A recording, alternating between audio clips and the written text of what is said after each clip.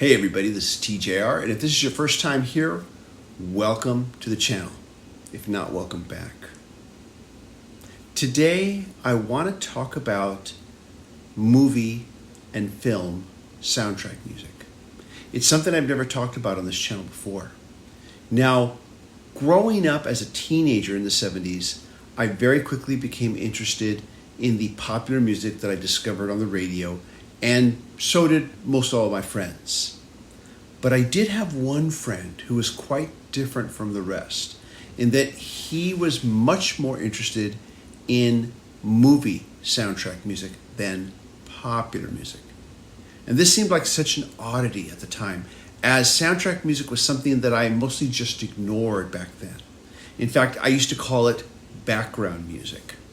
Now, my friend, however, would talk very passionately about soundtrack music and would oftentimes want to play his soundtrack records to illustrate his points. He began to instill a sense of appreciation for this kind of music.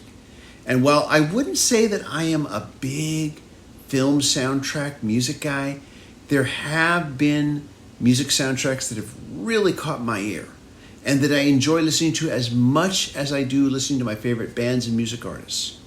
So today, I'm going to talk about 10 favorite movie soundtrack albums.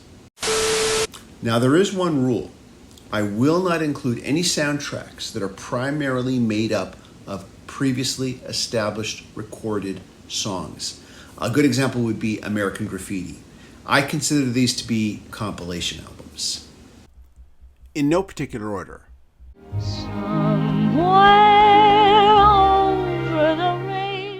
The Wizard of Oz. Songs composed by Harold Arlen with lyrics by E.Y. Yip Harburg. I talked about this film in my top 3 movies of all time video. It is also one of my favorite soundtrack albums ever too. The incidental music, or background music as I used to refer to it, is good, but the original songs from this film are incredible melodic ear candy. Now, I'm a rock, pop, blues, soul, and R&B guy, and the songs from this film are from a different era. But these songs are inescapable in their timelessness, and there is not one bad song on this soundtrack. And it also happens to feature one of the greatest vocal performances of all time.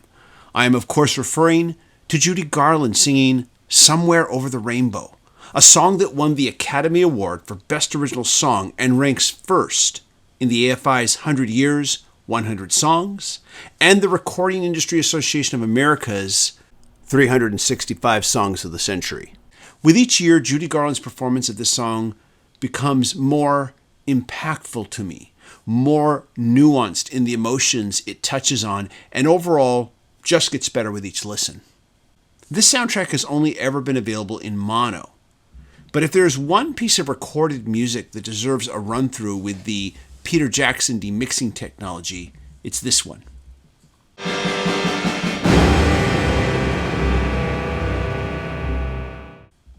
Taxi Driver by Bernard Herrmann. Best known for his collaborations with Alfred Hitchcock, Bernard Herrmann is considered by many to be one of Hollywood's greatest film composers.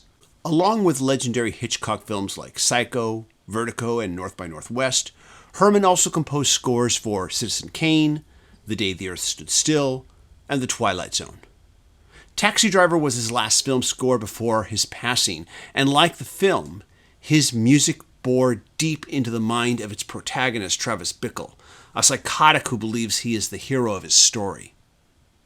Is Travis Bickle really a protagonist? I'll save that discussion for another day. The film's opening theme, with its thick, dark brass, feels strangely heroic but slightly off-center. Travis Bickle becomes a vigilante in the film.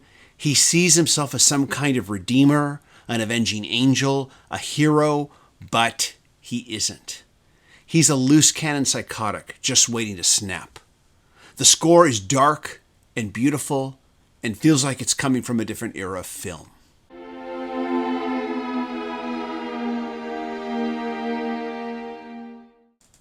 Jackie, music by Mika Levi. Hopefully I've said that correctly. In this film, Natalie Portman gives an Oscar-worthy performance as Jackie O, who is living with the aftermath of the assassination of her husband, John F. Kennedy. The score is very off-kilter and really captures a sense of emotional disorientation, sadness, and anger that I can only imagine someone who in the public eye might feel after living through the tragedy that she lived through, both publicly and privately. It captures this numb to the world around you feeling, like you are walking through a dream even though you are wide awake.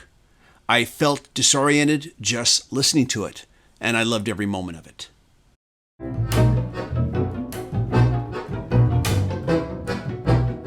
Waking Life, composed by Glover, or perhaps it's Glover, Gill, with the exception of tracks 6 by Frédéric Chopin and 9 by Julian Plaza, and performed by Tuska Tango Orchestra. This adult animated rotoscoped experimental film by director Richard Linklater follows a young man trying to get from point A to point B.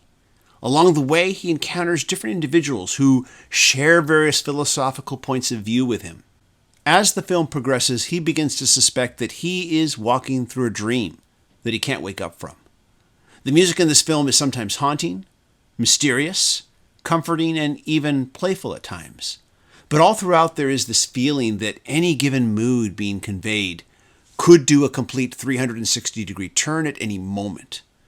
Not unlike the way that dreams can shift on you in ways that are unexpected and strange.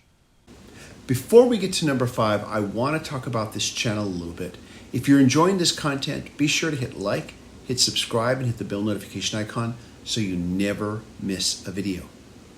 If you want to show a little extra support, you can leave a one-time super thanks for any video that I post on this channel. And you might also want to consider being a patron supporter. Patron supporters do receive exclusive weekly videos not available on this channel. Okay, let's get back to the next 5.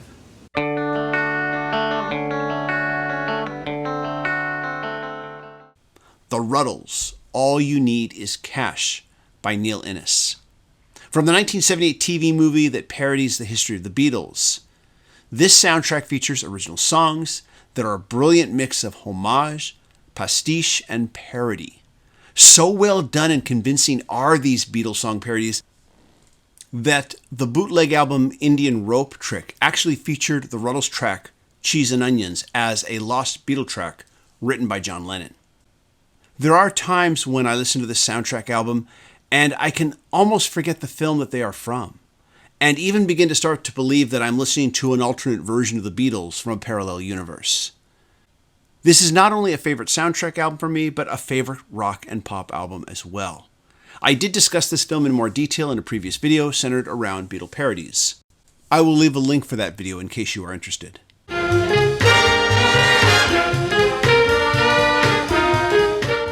Batman, the 1966 movie soundtrack, composed by Nelson Riddle and performed by the Nelson Riddle Orchestra. If you know me, you know that I am a big Bat fan, so it's no surprise that I own a number of Batman-related soundtracks. But for me, one of the best of them is the soundtrack to the 1966 movie. The 66 Batman movie starring Adam West was an outgrowth of the popular TV series, a cash-in to be sure, but then what isn't when it comes to anything based on a famous IP? But that doesn't stop it from being a fun little film. Better than the film, however, in fact, miles better than the original film, is the cool 60s swinging jazz score by Nelson Riddle. This soundtrack contains all the music cues that populated the TV series, including the iconic TV theme composed by Neil Hefti. So you are actually getting the TV series soundtrack in the bargain. In the past, this music was only released in abbreviated form, but this new release from La La Land Records is complete. For me, the music of the 66 series and its movie is the perfect music to play when I'm reading Batman comics from the 1940s and 1950s. In the branches that blow. Twin Peaks, Fire Walk With Me, featuring the music of Angelo Badalamenti with David Lynch. Just like with Batman, I'm a huge fan of David Lynch, and I have a number of David Lynch music soundtracks. But the best of them would be the soundtrack for the film Fire Walk With Me, featuring the music of Angelo Badalamenti. Full disclosure, Lynch does get solo credit for the track The Pink Room, which is a mean, dark blues track akin to Led Zeppelin's version of When the Levee Breaks. There is also one track entitled Best Friends by Lynch and David Sluicer. Hopefully I've said that correctly. But otherwise, the rest is all Badalamenti, with a few tracks where he and Lynch collaborate together. It's no secret that composer Angelo Badalamenti was a huge part of the synergy of David Lynch's films and TV shows. He was, in my opinion, to David Lynch what John Williams was to Steven Spielberg. But of all the film and TV projects that he worked with Lynch, this one is my favorite. The movie covers the last week of Laura Palmer's life before her murder. This is, of course, what serves as the starting point of the TV series. I think that Badalamenti was at his peak powers for this film, and I feel that out of all the soundtracks he worked on for Lynch, that this one offers the most overall satisfying music listening experience. The music is haunting, beautiful, dark, and mysterious. Blame Canada! They're not even a real country anyway. South Park, bigger, longer, uncut. Songs written by Trey Parker and Mark Shaman. And again, hopefully I've said that correctly. The original songs from this movie are the and that's all I'm going to say. Just kidding. These songs are fun, clever, and funny as hell. They are brilliant in their compositional structure, which is why they don't grow old. No shit, Sherlock! One day, while randomly streaming music off of Tidal, a mysterious sounding trumpet melody came through my speakers.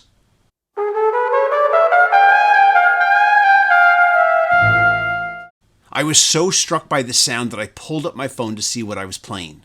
It was from a French movie soundtrack whose title I could not pronounce, and I'm not going to try. But in English, it translates to Elevator to the Gallows.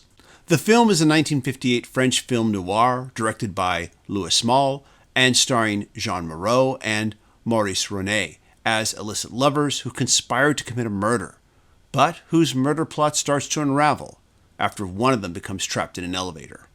It's a great example of French film noir that is also filled with existentialism, but the soundtrack by Miles Davis is standout, and it was my first real connection and introduction to the larger world of jazz.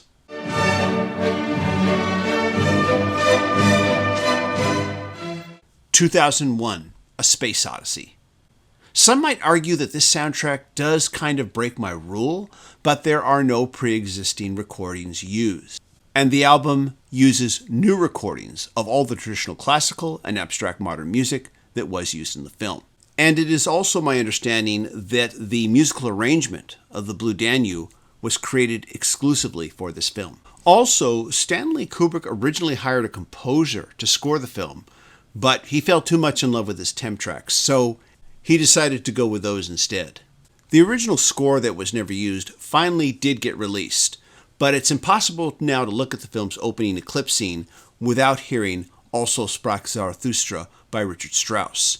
It's also impossible to watch the space docking and moon landing scenes without the Blue Danube by Johann Strauss.